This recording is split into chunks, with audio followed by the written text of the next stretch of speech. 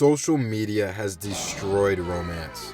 Originally, I wanted to start off this video by saying that social media was destroying romance, but that would imply it's actively being destroyed. And we've been in the trenches for a minute. Now, it's no shock to anyone right now that our current dating landscape is a whole lot of ass. And the chances of experiencing one of those rom-com, lovey-dovey romances is about as likely as me not mentioning that I'm light-skinned in a video.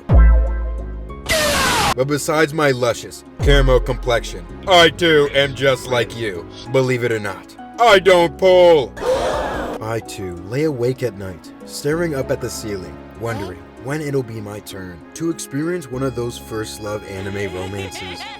I then remember I'm 22 and I missed out on young school-aged love, so I'm destined to die alone. But it shouldn't have to be this way. So I've spent this last month doing research, consuming romantic media, studying relationship patterns, and even going as far as to talk to a relationship coach. Is what I would say if these YouTube checks were hidden. I've just been watching a lot of romance animes. But trust me, the lack of investment doesn't make my points any less valid. Plus, like, dog, I'm light-skinned, it's what I do.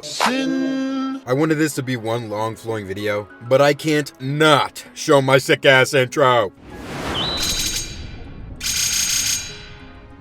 Wasn't that cool? Hit that like if it was a cool intro, or if you're into tomboys. Back to the masterfully crafted video essay. One of the most important elements of any romance, whether it be real or fictional, is the concept of time. People often forget that time is a valuable thing. You watch it fly by as the pendulum swings. Watch it count down to the end of the day. The clock ticks life away.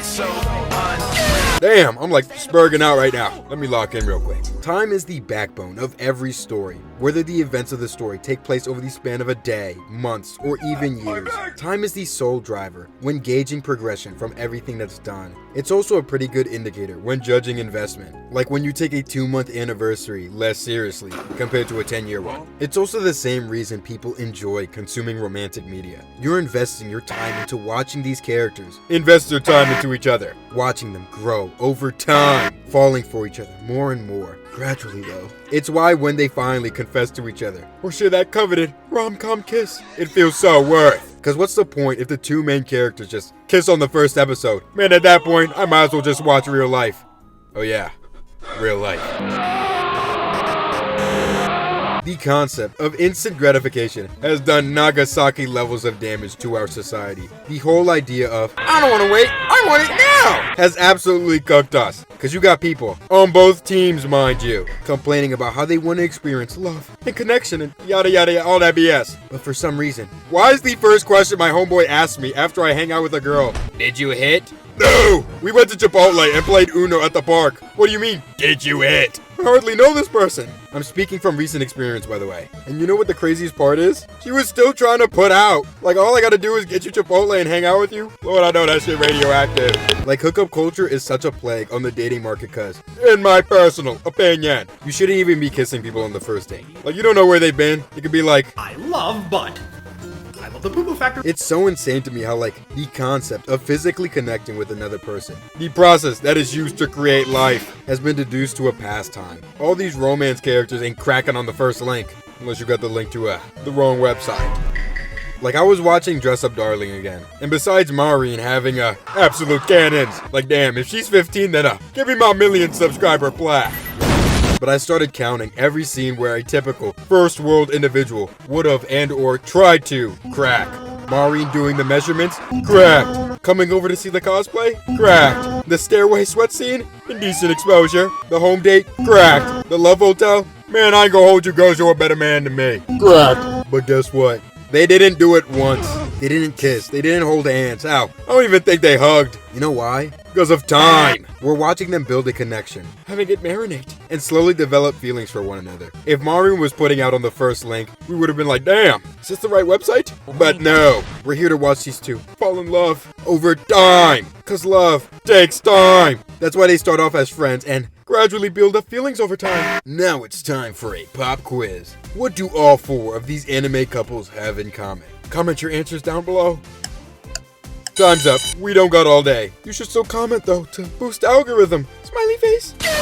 The answer is that they all started out as friends. Now, Everyone talks about how they want a friends to lovers romance, but you ain't finding that on a dating app. Hate to break it to you, champ. Because the whole concept of dating apps is to match up people who are lonely and available with other lonely and available people. So already, not a great start to your rom-com romance. Props to the people though that say they're looking for friends on there. They're like a Girl Scout selling cookies in Chicago. Her head is in the right place, but the whole table is gone now. All a dating app is, in the simplest terms, is pre-packaged compatibility. You're not here to try and grow into love. You're auditioning for it. Because all those photos and bios are literally just a job application. And most people get rejected on the first photo. Now, I will say, making friends now that are the opposite sex is probably the hardest it's ever been. If you aren't in school or work a job where you have constant access to them, you're effectively cooked, which is why everyone's on a dating app. But even if, say, you do befriend someone you're interested in, now you run the risk of one of the worst experiences of your life.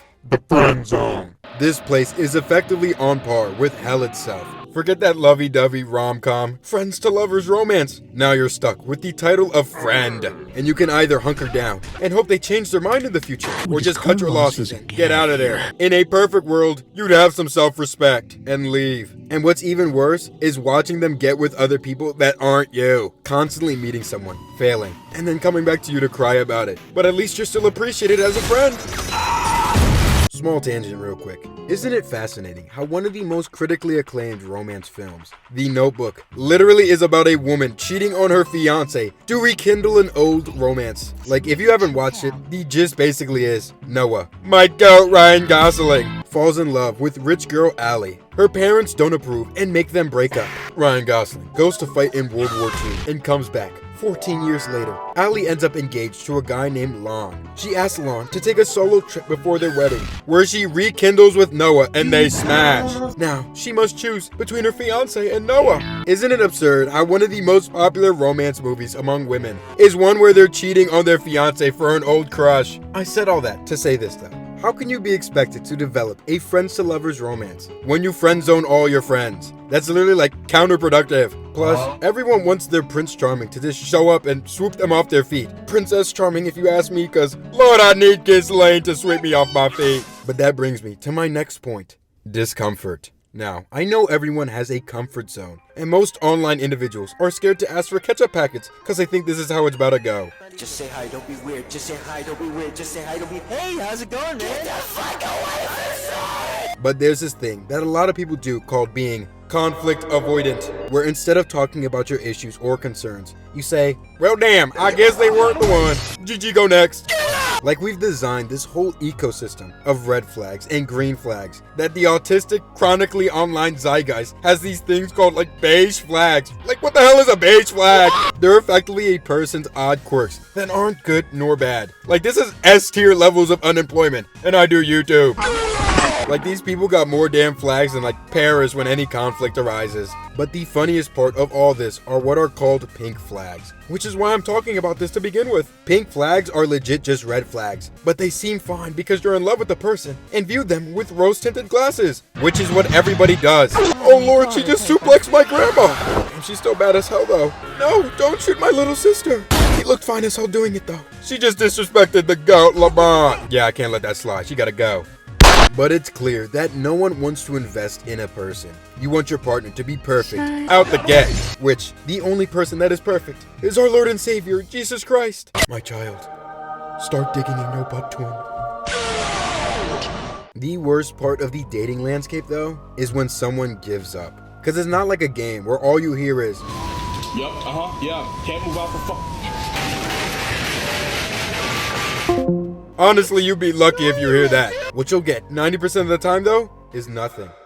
No call, no meetup to talk things over. Shit, champ, you're lucky if you even get a text. Most of the time, your messages will just go green, and you can't view their profiles anymore. Cause why bother trying to work something out? You got the ick when he didn't say bless you after you sneezed. So on to the next one, I guess. Cause there's plenty of fish in the sea after all. Wouldn't it be ironic though, if you spent all that time fishing, only to end up empty-handed at the end of the day, since no fish could meet your high-ass standards. But I'm here to let you in on a little secret. Cause it applies to literally every relationship that lasts long-term. Shared struggle. Going through trials and tribulations together, whether it be with a friend, a partner, or even like a pet, is what builds trust in two people. You both have spent time together, weathering the storm, dealing with obstacles in your path. And when you finally make it to through, you have a whole new appreciation for that person. You can trust them to be by your side through thick and thin. That's literally why in vows they say sickness and health. And it doesn't even have to be through crazy situations either. Whether it's y'all being in an awkward situation or having a misunderstanding. Like in Don Da Don, Ayase walks in on Okarun, looking like he better lay out some Slapatron prime. This bothers Ayase all damn episode, till they eventually confront the topic. If you care and you're upset, then just come out and say it. I can explain everything, but you need to give me a chance to. I don't care if others get the wrong idea about what happened. But if it's you, I couldn't stand it. All that matters to me is that you understand. Do you see how peak this is? Getting over a misunderstanding by using communication. All you bobs would have just blocked Okarun and met up with 20 dudes a night. Them getting past this situation made their bond with each other grow deeper. Now they know they can communicate with one another if there's a misunderstanding, instead of blocking each other. And I'd end the video off with this idea. If my homeboy Jimmy didn't point out something I had completely disregarded. The whole reason why these characters work out so well together is because they're characters, designed to be compatible with each other. Every event, scenario, and roadblock that's presented to them is planned out in advance for them to come out on top, making their love stronger. So yeah, romance is basically in Michigan.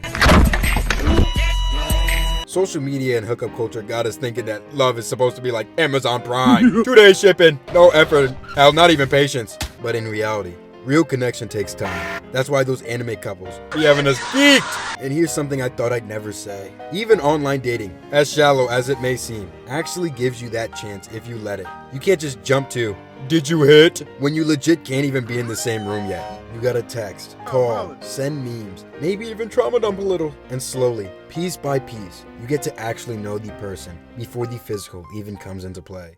In conclusion, dating apps suck! But yeah, it's been a minute since I made a think piece video where I actually talked about something I was passionate about. I hope you guys can take something away from this. And if you like this kind of autistic, heartfelt content, consider giving me a like and subscribing. It would mean a lot. Bye bye!